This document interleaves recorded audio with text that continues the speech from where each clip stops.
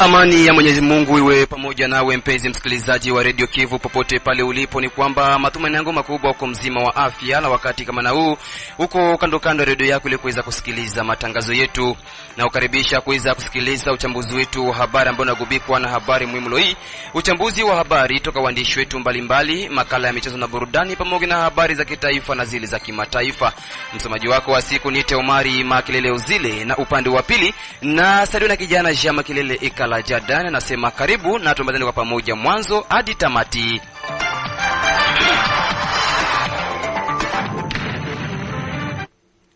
Kabla ya kuingia kwa undani wa uchambuzi wetu wa habari zenyewe kwa kina, hebu fateni habari muhimu leo hii ambayo namkaribisha mwenzangu mchumbe wa mkulima na Fatuma. Kwenye habari muhimu leo hii, mwenzangu Omari Makelele Uzile, wacha tuanze na hizi za mji wa Baraka, ambako leader wa kijamii wa eneo la Fizi Baraka, Orfei Amone Aka Mengele, amewataka vijana wa mji wa Baraka kuchagua viongozi walio bora kwenye uchaguzi wa baraza la vijana unaoandaliwa tarehe 2 Novemba mwaka huu tulimo mjini Baraka. Na kule Uvira ni kwamba siku chache kiisha rais wa nchi ya Jamhuri ya Kidemokrasia ya Kongo kutangaza hadharani mradi wake wa kuunda katiba mpya hapa nchini, maoni yanaendelea kutolewa kila kona na wanasiasa.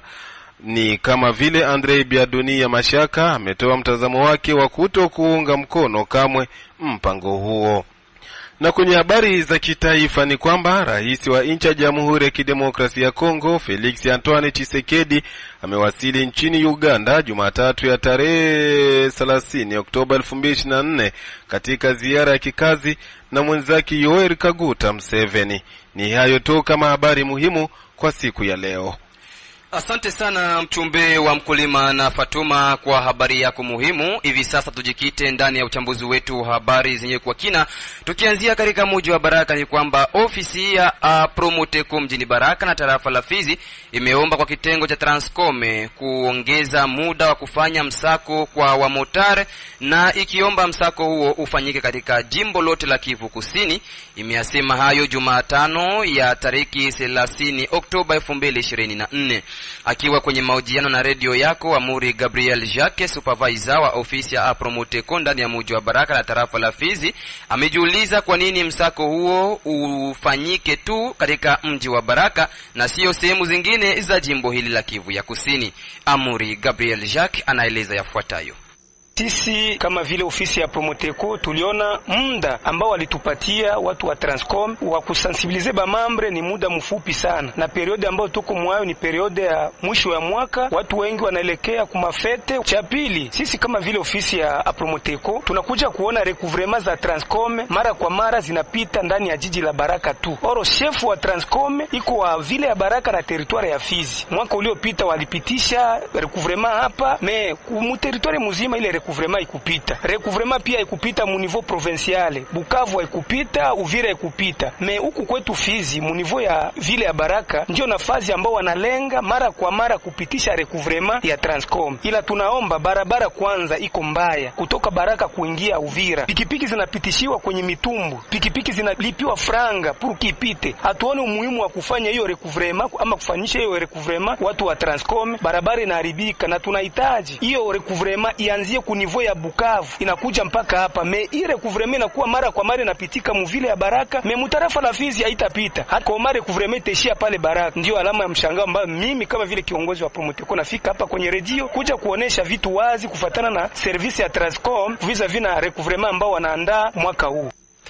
Upande mwingine ametaka kitengo hicho kuwa makini wakati wa kutoa vitambulisho kwa wamotar na kuwataka waendesha pikipiki hao kuwa watulivu wakati wako katika uhamasishaji wa msako huo unaoandaliwa na kitengo hicho cha Transcom. Amuri Gabriel Jacques anarejea mara tena. Kwa sasa Transcom mtu mwenye ana brevet de recyclage wanaenda mpatia permis de conduire. Ile ni kuingiza montari mushida ajue masinyo masinya ambazo ziko mubarabara ambazo montari alipata formation. Ile vraiment iko tuku tunaona ni alama ya mshangao sana kwa sisi wa transporter ama wa viongozi wa transporter. Tunahitaji recouvrement ipite partout mu province ya Sud Kivu eno mu vile ya Baraka tu. Napenda nioneshe wa montare mkuwe kimya, tutatungali mufazi ya sensibilisation. Ile tariki ambao service ya Transcom ilitupatia tunaona tunaona muda ni muda mfupi sana, inabidi tusensibilize kwanza wa montari, inabidi tupite ku parking tuoneshe wa montari umuhimu wa recouvrement. Kisha tunashukuru sana kwa lancement ambayo Transcom ilituonesha na bingine vyote tunaomba Transcom s'il vous plaît, kama haikufanya recouvrement partout mu province ya Sud Kivu, sisi hapa Baraka hatutakubali, kwa sababu sio hapa Baraka tunjo kwenye kuko manka gagner ku niveau ya gouvernement ma recette ya leta, mais partout barabara zinaharibika. Daima katika mji wa Baraka ni kwamba leader wa kijamii wa eneo la Fizi Baraka Orfe Yamone Akamengele amewataka vijana wa mji wa Baraka kuchagua viongozi walio bora kwenye uchaguzi wa baraza la vijana unaoandaliwa tarehe 2 Novemba 2024 mjini Baraka. Akiwa mbele ya redio yako, leader huyo wa kijamii Orfe Yamone Akamengele amesema kwamba sasa ni muda mzuri vijana wa mji wa Baraka kupata viongozi bora ambao utakuwa ni mfano. Orfe Yamone Akamengele mbele ya mikrofoni ya mwenzetu mchumbe wa mkulima na Fatuma. Vijana wa jiji la Baraka wanakuwa katika muda mrefu zaidi sana ya kusuasua katika harakati za uchaguzi, na hiyo hali inapelekea hata katika njia ambayo labda kesho na kesho yake tunaweza kuasiste kuma division entre ba jeunes, na hile hali haiko mzuri. Ndio maana kwa harakati hizi za uchaguzi nitaomba vijana wote wa tarafa la vijana wote wa mji wa Baraka kujichagulia kiongozi ambaye anayefaa. Kiongozi ambaye anayefaa ni yule ambaye anakuwa kwanza na bonne moralite, morale ya mzuri ambayo anakuwa nayo, ni mtu ambaye anakuwa na makompetence fulani. Zile competence kwanza kimasomo, awe mtu mwenye kusoma, kwa sababu yule ambaye atarepresente vijana anaweza kutana na vijana wa eneo zingine, na kama akusoma basi itakuwa vigumu kwake prime mbele ya wengine kutoa mawazo iliyo sahihi. Akiwa mtu ambaye anakuwa msomi, akiwa mtu ambaye anakuwa mtulivu, akiwa mtu ambaye anajua kuongea vizuri na watu, asiyekuwa na doa mbaya na watu, basi atakuwa ni kiongozi bora wa vijana. Kwa kuwa asipokuwa na hekima kiongozi ambaye atakayechaguliwa, basi vijana watabaki kulalama kila leo na kusema kwamba hawakujichagulia kiongozi aliye bora. Kumbe waangalie jinsi gani wanaweza kufanya utafiti kwa hao makandidati ambao wamejitokeza na ambao wamekubalika na service ya jeunesse, ili wapate kuwa wagombea.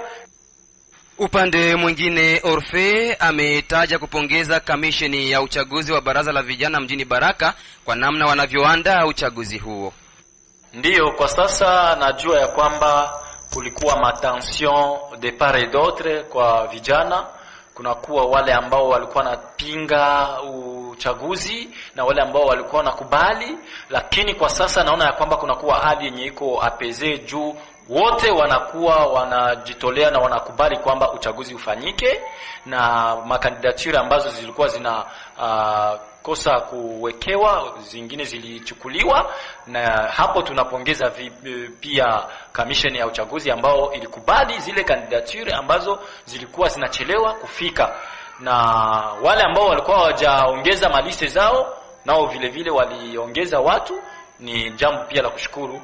Kumbe hizi harakati kweli zinaendelea vizuri, ni kwamba wanakuwa muda wa kampeni, kila mgombea anasema maoni yake kwa vijana, na ni kwa vijana sasa ambao wanapasha kuona ni nani aliyewaconvaincre kupitia maneno yake aliyokuwa akisema katika kampeni. Najua uchaguzi ni tariki 2, basi vijana wote wanahitajika kuonekana kule na wapate kujichagulia kiongozi bora ambaye watakao mheshimu, na yeye vile vile kiongozi awaheshimu, ili vijana wasizidi tena kuishi katika zile hali za zamani za mitafaruko, za kugawanyika ili kutafuta maslahi yao binafsi.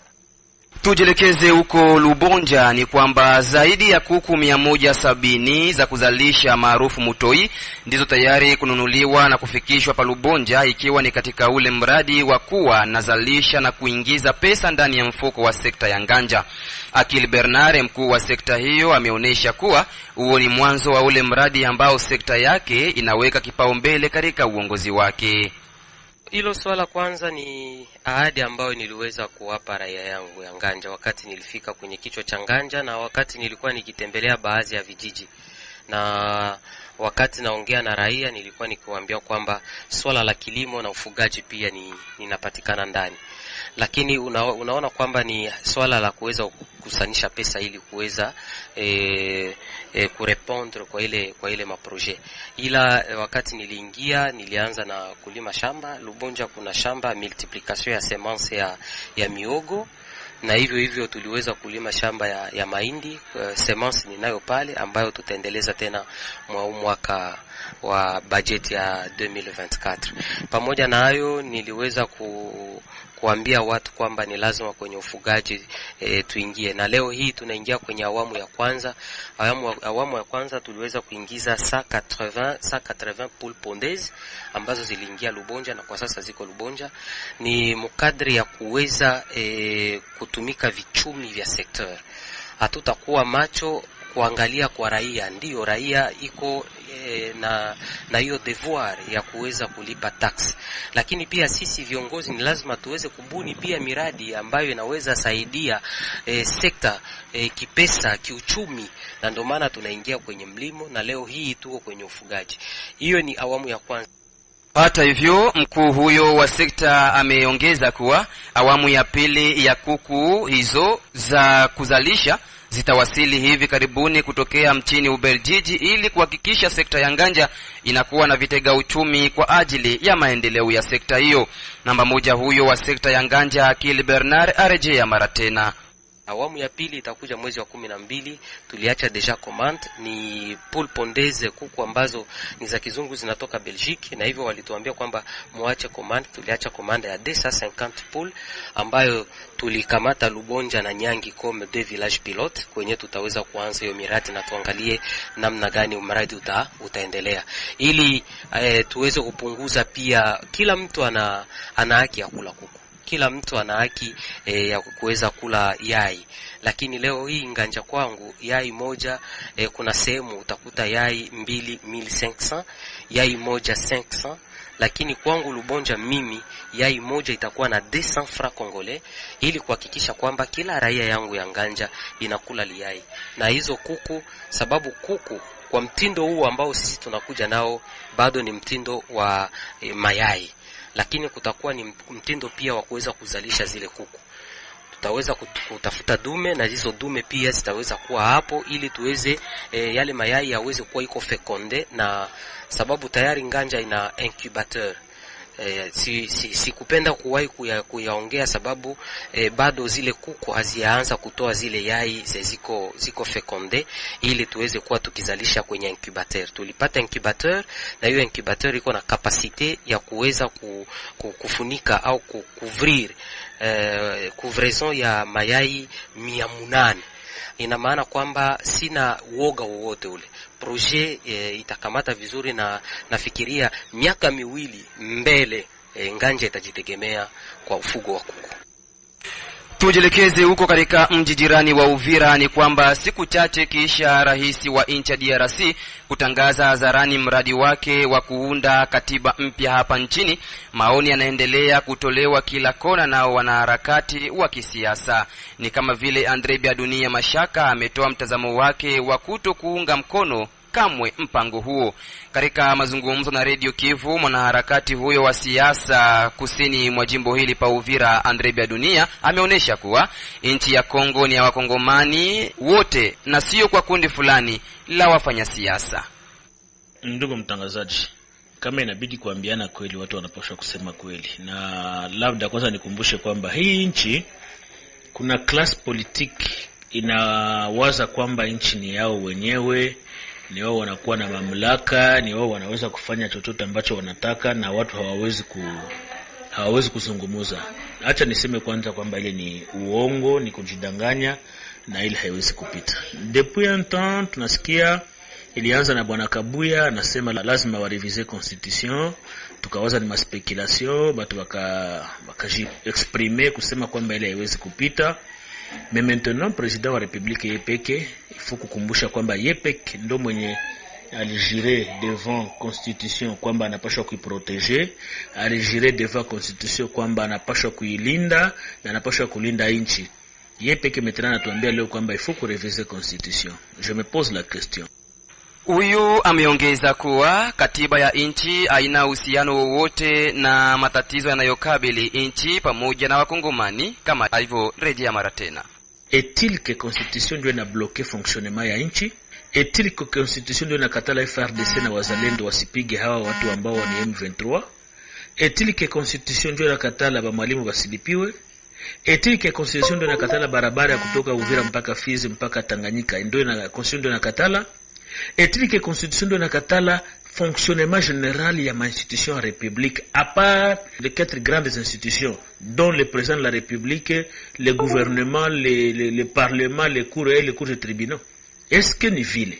Mina waza moment haiko propice kureviser constitution parce que président wa République yepeke bwana Felix alijire mbele yayo 2018 akasema kwamba ataiproteger. Akasema wakati angali kwa opposition ke hakuna katiba nzuri sawa yenye tuko nayo Mkongo. Ankwa leo inakuwa ya mubaya après ye kumaliza manda yake ya kwanza, leo anakia sema kama il faut kureviser constitution. Et donc kwetu sisi comme acteurs sociopolitiques, nous ne sommes pas prêts. Tuko tayari, tutajiassocier kuyoyote ule mwenye atasema kwamba hatuwezi kugeuza katiba wala kuimodifier. Donc sisi tunabakia constant na tutaendelea kumobiliser. IDPS itakuwa inapita nasema ba sensibiliser watu ba reviser constitution, na sisi tunapita kuambia watu kwamba haiwezi kuwezekana kwa sababu anataka kujimaintenir ku pouvoir, et pourtant ni familia yake binafsi ndio iko na beneficie na mali ya nchi. Ni yeye mwenyewe na batoto yake na bibi na clan yake ndio wako na beneficie mali ya nchi. Meba Congolais nous ne bénéficions rien. Soda halipi mzuri, polisi halipi mzuri, mwalimu halipi vizuri, ba médecin wataingia mu grève na kuinformer kama bientôt les professeurs d'université wataingia mu grève. Et puis on va réviser la constitution. Pourquoi? Kama ingekuwa ya kuwa reviser, tungereviser ku premier mandat yake, mais ku deuxième mandat, c'est une façon de se maintenir au pouvoir et nous ne sommes pas d'accord. Na kwa wale wapendelevu habari za michezo ni kwamba kocha mkuu wa timu ya taifa ya Jamhuri ya Kidemokrasia ya Kongo Mfaransa Sebastien Desabre ametangaza rasmi kikosi cha wachezaji 26 kitakopambana na timu ya taifa ya Guinea pamoja na Ethiopia kunako wiki ya 5 na wiki ya 6 ya michuano ya mtoano ili kuwania kombe la mataifa barani Afrika. Mengi zaidi na mpisha mwenzangu Sudi wa Sudi Valente akiona namba 7 mgongoni. Shukran sana kabisa mwenzangu Omari Makelele Uzile. Leo kwenye habari za michezo tuanze na hapa katika nchi ya Jamhuri ya Kidemokrasia ya Kongo ambako ni kwamba orodha ya wachezaji 26 wa timu ya taifa ya Jamhuri ya Kidemokrasia ya Kongo maarufu Leopard hatimaye imeweka wazi siku ya Jumatano ya wiki tunayo na mkufunzi wa timu ya taifa Mfaransa Sebastien Desabre kwa ajili ya kuja kupambana na mechi mbili za mwisho ili kuweza kuwania kwenye kombe la mataifa barani Afrika AFCON mwaka 2025 huko nchini Morocco. Mechi hizo ambazo zimesalia ni kwamba timu ya Jamhuri ya Kidemokrasia ya Kongo wataweza kupambana vikali dhidi ya Guinea, vile vile wataweza kucheza dhidi ya timu ya taifa ya Ethiopia.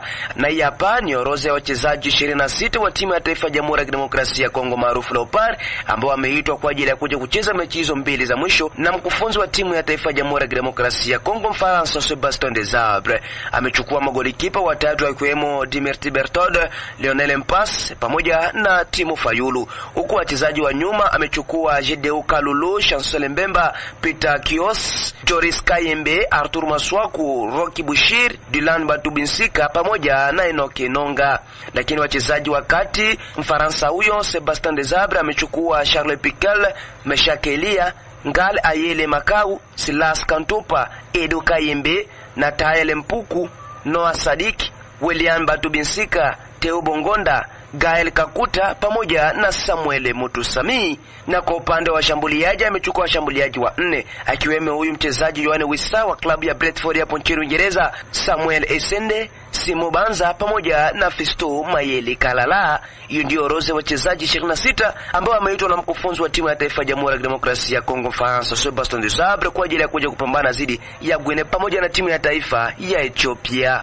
Na mwisho wetu katika habari za hapa nchini Jamhuri ya Kidemokrasia ya Kongo ni kwamba ligi kukabambi nchini Jamhuri ya Kidemokrasia ya Kongo maarufu Lenafoot iliweza kutimua vumbi mchana wa siku ya 3 ya wiki tunayo, ambako mechi kadhaa ziliweza kupigwa mapema sana kabisa. Vijana wa AS AS Malole kutoka kwa Kananga waliweza kuwatandika FC Tanganyika ya huko Kalemi bao 1-0, lakini vile vile klabu ya FC Chinguku ya huko Tukananga waliweza kutoka sare ya kutokufungana dhidi ya klabu ya AS Simba ya huko Kolwezi. Huko klabu ya Grupe Bazano ya huko Lubumbashi waliweza kutandikwa mabao 4-1 dhidi ya klabu ya Don Bosco vile vile ya huko Lubumbashi, na klabu ya Tupuisa Mazembe Anglebert waliweza kuibuka na ushindi wa mabao 3-0 dhidi ya US Panda Besikande. Mwenzangu Omar Makelele Uzile, mpaka hapo sina la ziada. Mimi naweka nukta kwenye habari za michezo nikiwa na valia nambari 7 yangu mgongoni. Asante sana Sudi wa Sudi Valente kwa habari hizo za michezo. Msikilizaji, ndipo unakuja kujiunga nasi, unaendelea kusikiliza uchambuzi wa habari za Radio Kivu katika mji wa Baraka kupitia masafa ya FM kunako bita benda 93.0. Kampuni Fizwan Baraka, Mboko na Misisi ni rahisi kutuma na kupokea pesa cash pote ulimwenguni bila usumbufu. Hivi sasa tuangazie uchambuzi wa habari na wanaripota wetu kutoka sehemu mbalimbali, tukianzia kule Butembo katika jimbo la Kivu ya Kaskazini. Kila ifikapo tarehe 30 Oktoba ya kila mwaka, ulimwengu mzima usherehekea sikukuu ya heshima ya maisha. Pa Butembo, mwenyekiti wa shirika la raia mtaa wa Bulengera mjini Butembo, Bwana John Kameta, amesema kusikitika kuona watu wanauawa kama nyama mashariki mwa nchi ya Jamhuri ya Kidemokrasia ya Kongo. Mwenzetu huko Butembo, Zangose Muviswa Kapuni, ametuandalia ripoti ifuatayo. Bwana John Kameta, kiongozi wa shirika la raia katika mtaa wa Bulengera mjini Butembo, asema kuhuzunishwa na hii sikukuu ulimwenguni kwa ajili ya heshima ya maisha. Wakongomani wengi wauawa kama nzi mashariki mwa DRC, viongozi wakiona na kusikia chochote kinachoendelea. Ni kwa hiyo ahitaji serikali Jamhuri ya Kidemokrasia ya Kongo kufanya mipangilio mbalimbali kwa ajili ya kuprotect maisha ya mkongomani. Leo ni journée mondiale ya maisha ya wanadamu. Kwetu sisi kama shirika la raia kunako komine ya Bulengera, tunakuwa na maoni ambayo inaonyesha kama maisha ya wakongomani inakuwa mbovu sana, inakuwa mabaya. Watu wanakufa kama nyama, watu wanachinjwa, watu wanauawa, na kwa hiyo tunawaza kama gouvernement congolais ngeliona nini ya kufanya kusudi maisha ya wakaaji iweze kukua protege na tuweze kuona ile ambayo tunataya dignité humaine. Kwa kusema kweli, wakaaji wanaishi maisha mabaya sana, wanaishi maisha mbovu. Leta inakuwa na ile kazi ya kusaidia wakaaji kusudi maisha yao ikuwe protege. Ukafika par exemple mvile ya Goma, ukafika mteritoire ya Beni, watu wanauawa kama nyama. Kwa hiyo tunaita vraiment gouvernement kuweza kutia mamekanisme ya kusaidia wakaaji kusudi maisha yao iwe kuwa protege na mtu aweze kufariki kwa date ambayo imeweza kuwa previ na Mwenyezi Mungu. Mwaka huu 2024 ni sasa kusherekea miaka 17 tangu siku kuu ulimwenguni ya maisha ilitangazwa, na hii ni tangu mwaka 2008.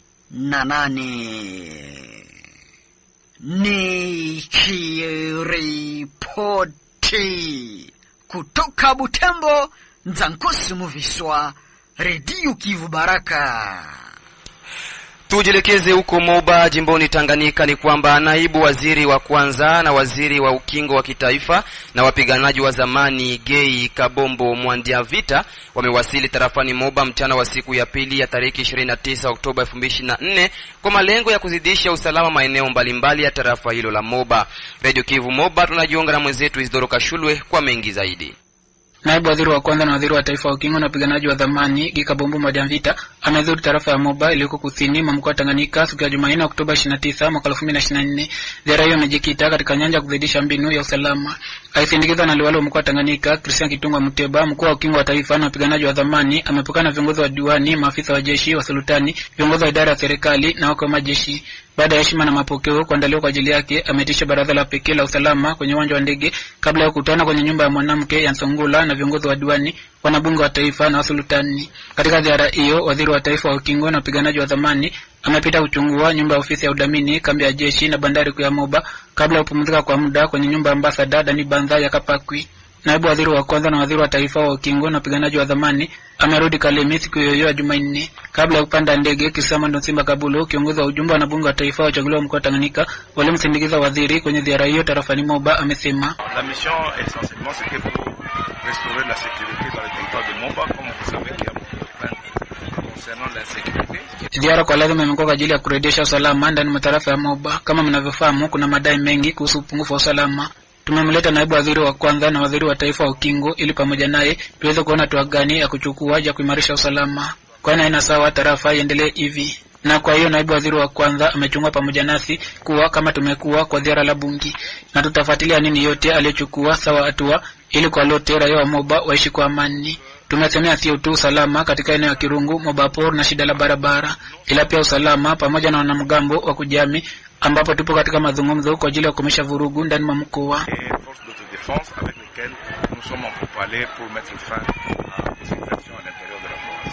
Tunatumai kama ziara ya naibu waziri wa kwanza na waziri wa taifa wa ukingo na wapiganaji wa zamani itajibu ifavyo kwa swali la raia kuhusu usalama, amebaini Kisama Ndosimba Kabulu. Nikiripoti kutoka Moba, Zidoro Kashule, Radio Kivu. Tujelekeze huko Lubumbashi, makao makuu ya jimbo la Katanga. Ni kwamba shirika la kitaifa lihusikalo na kukuza biashara ANAPI linaendesha tangu Jumatatu tarehe 28 Oktoba 2024 kikao kikubwa na wanamemba wake chini ya mada isemayo kukuza hali ya biashara nchini Jamhuri ya Kidemokrasia ya Kongo. Ripoti kamili Espoir Kilongo Itele kutoka Lubumbashi.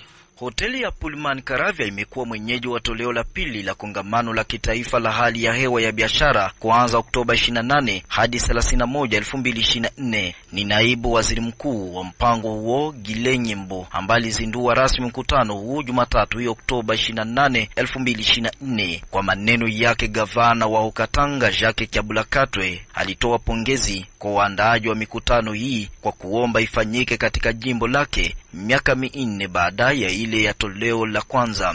Fursa kwa mkurugenzi mkuu wa shirika la taifa la kukuza vitega uchumi ANAP Bruno Chibangu kuuliza swala la kikao cha uwekezaji ambacho kimebaki kuwa kipaumbele katika dira ya mkuu wa nchi ya kufanya Kongo yenye umoja na ustawi, kuhimiza majimbo mbalimbali ya Jamhuri ya Kidemokrasia ya Kongo kumiliki mchakato wa maendeleo na usafi wa mazingira ya biashara, kurejesha malalamiko, matatizo na vikwazo pamoja na kuunganisha midahalo ya umma na binafsi ni malengo yaliyoendelea katika siku hizi 4, ni malengo yatakayoendelea katika siku hizi 4 za mkutano huu, alisema katika hotuba yake. Naibu waziri mkuu anayeshughulikia mipango na uratibu wa misaada ya maendeleo Gilenyembo, ambaye alitoa idhini hiyo katika masemi yake, alidokeza kuwa lengo kuu la serikali ni kusaidia na kuboresha mazingira ya biashara nchini. Kisha alitoa wito kwa wahusika wote wanaoshiriki kongamano hili washiriki pasavyo katika ujenzi wa uimarishaji wa jezi hiyo muhimu ya mchakato wa maendeleo ya nchi, usafi wa mazingira ya hali ya hewa ya biashara. Tumejiandaa kwa mara nyingine kutumia kasi kama rais wa jamhuri anataka, alisema VPM wa mpango huo. Watendaji kadhaa wa kisiasa, kitawala na kijeshi kutoka majimbo 26 ya DRC wanashiriki katika mkutano huu ambao unafanyika kuanzia tarehe 28 hadi 31 Oktoba 2024 yenye mada kuu kukuza mazingira ya biashara nchini DRC, changamoto, masuala na matatizo. Espoir wa Kilongo Itele, Radio Kivu Baraka, Lubumbashi. Asante sana Espoir wa Kilongo Itele kwa ripoti yako hiyo. Tumalizie na habari za kitaifa. Ni kwamba Rais wa Jamhuri ya Kidemokrasia ya Kongo Felix Tshisekedi amewasili mchini Uganda Jumatano ya tarehe 30 Oktoba 2024 katika ziara ya kikazi na mwenzake Yoweri Kaguta Museveni. Ni yapi malengo ya ziara hiyo? Mwenzetu Baumesa Di François ameweza kupekua magazeti ya huko Kinshasa na hii hapa ni ripoti yake. Ziara hiyo ya kikazi imeendeshwa kwa masaa kadhaa kati ya marais Felix Antoine Tshisekedi Chilombo na Yoweri Kaguta Museveni huko Entebbe nchini Uganda. Akipokelewa kwenye airport naye waziri wa Uganda husika na ulinzi na wapambanaji wa zamani Jacob Oboth, Rais Felix Tshisekedi alijielekeza moja kwa moja kwenye ikulu ya rais ambako alipokelewa na mwenzake. Wawili hao walianzisha moja kwa moja mazungumzo yao yaliyolenga kujadili kuhusu hali ya usalama mashariki mwa nchi ya Jamhuri ya Kidemokrasia ya Kongo. Mazungumzo hayo yalizungumzia pia swala la operation za pamoja za kijeshi kati ya vikosi vya wanajeshi wa DRC FARDC pamoja na jeshi la ulinzi la wananchi wa Uganda UPDF dhidi ya wahasi wa Allied Democratic Forces ADF katika majimbo ya Kivu Kaskazini na Ituri. Mkutano huo unakuja wiki mbili baada ya ule ulioendeshwa mjini Kinshasa, makao makuu ya nchi ya Jamhuri ya Kidemokrasia ya Kongo, kati ya maafisa wakuu wa nchi hizo mbili kwa lengo la kutathmini namna utendaji kazi wa operation hiyo unaendelea ili kufikia kutokomeza makundi yenye kumiliki silaha katika eneo hizo. Waziri wa Jamhuri ya Kidemokrasia ya Kongo husika na miundombinu Alexis Gisaro pamoja naye afisa mkuu wa majeshi nchini Jamhuri ya Kidemokrasia ya Kongo na wanamemba wengine wa ofisi ya rais ndio wanamsindikiza Rais Felix Tshisekedi katika ziara hiyo. Ni kupitia ripoti ya mwenzetu Baomesa de Francois ndipo naweka nukta uchambuzi wetu wa habari za siku ya leo. Na kushukuru msikilizaji ambaye aliweza kunitegea sikio mwanzo hadi tamati. Vile vile sitokosa kushukuru jopo nzima waandishi habari wa Radio Kivu walionisaidia kuziandaa. Mimi ni Omari Makelele Uzile na upande wa pili nilisaidia kijana Jean Makelele Ekala Jaden. Kwaheri.